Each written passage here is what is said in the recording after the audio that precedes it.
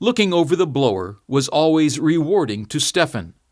And after 5 years of ownership and near to 15,000 miles of hard travel, the big girl really looked okay.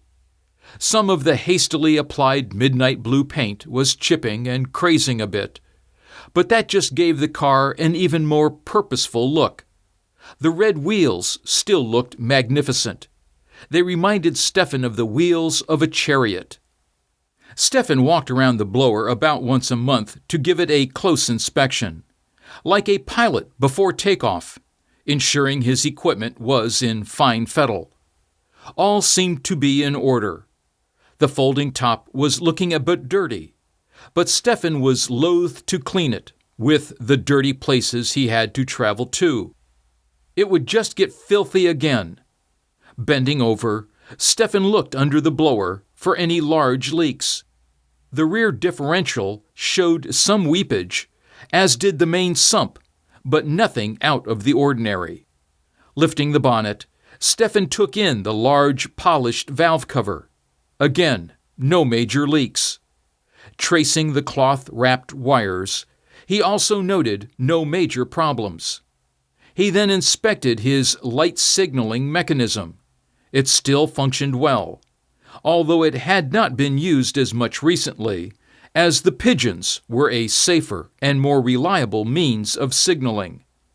Stefan shut the bonnet and twice checked that he secured the catches. Over the half a decade of ownership, the blower had proven to be a reliable creature.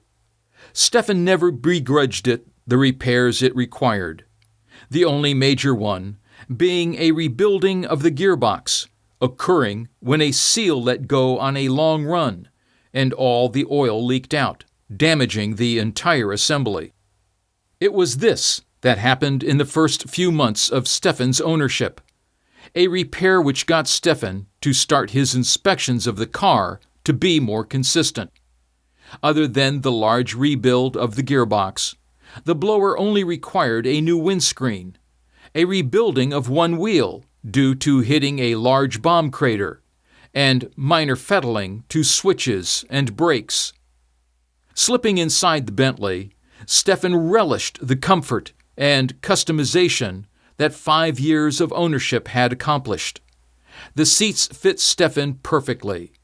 The door armrest was worn where Stefan liked to wedge his arm when driving the Bentley with one hand.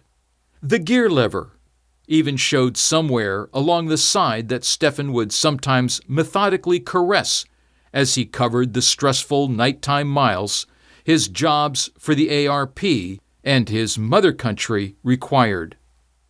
The miles flew by, and Stefan was soon near the bus station in Seaton, Carew.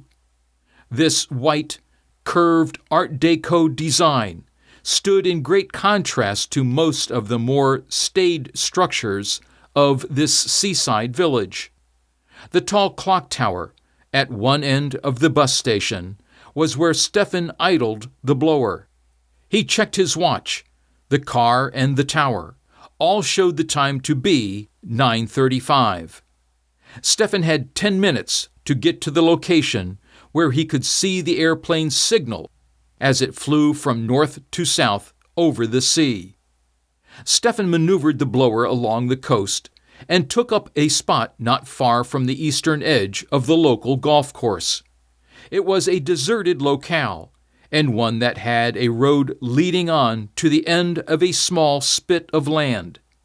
It was here that Stefan parked the car, put down the top, and waited. The cold, salty air did 2 jobs. One, keeping Stefan awake. The other, keeping the skies clear of clouds so that he could see the signals being sent to him.